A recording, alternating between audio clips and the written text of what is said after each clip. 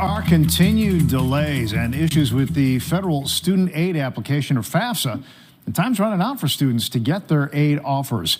The Department of Education made some changes to the form to try and simplify things, but that has led to a number of problems, high-profile problems. And financial advisor Steve Lewit, president of SGL Financial, is here to update us on what impacted families should know. Steve, we're glad to have you try to help us sort all this out here. Yeah. So this, all prospective college freshmen are supposed to fill out the FAFSA.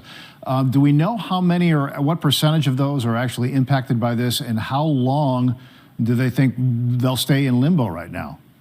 Well, there are about 2 million applications in there now. I think there are about 7 million coming. I don't have an exact percentage, but what I do know is that the new program, which is supposed to simplify the submission of this very complex form, and it will help in the future, is not helping now. The program is plagued with technical difficulties and glitches. The schools are first getting data today that they normally get way back in January.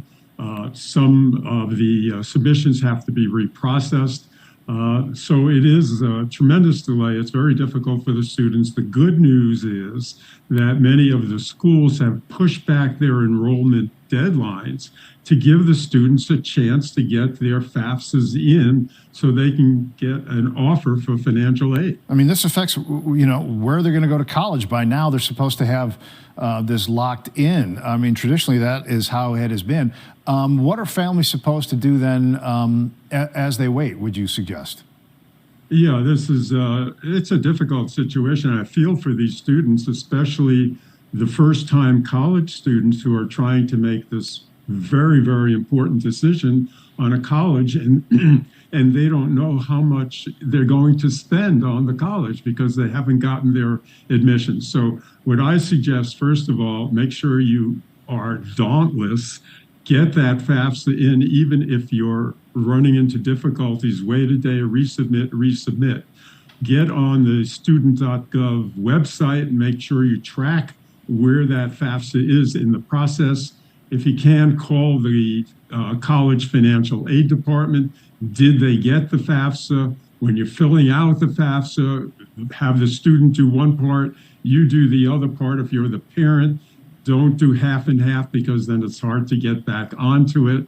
And if you really need help, talk to a school counselor. Most of all, don't give up, because this is critical decision-making time. It's hard to make a decision about a school when you don't know how much you're going to have to pay out of your pocket.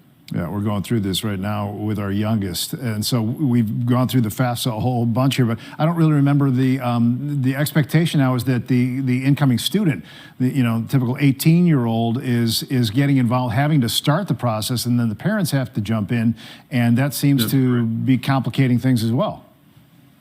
Yeah, it is. I just went through this with my student too, and what we did is he filled out his part, sent it over to me. I filled out mine, sent it back to him. He couldn't get in. We had to start the process all over again. Login problems, right? That's definitely, absolutely. It couldn't get back in. And then we had problems with the IRS getting its information over onto the FAFSA. And sometimes I didn't have this problem. We wound up filling in the information ourselves for the IRS part. But many of the transmissions from the IRS to the FAFSA have been inaccurate. So the schools are getting inaccurate information upon which they have to offer a financial package. Let's hope that the IRS and the government can figure this out and make it better, I guess, for next year's freshmen. We appreciate the time and insight, Steve. Good to talk to you. Okay, always good to be here. Thank you.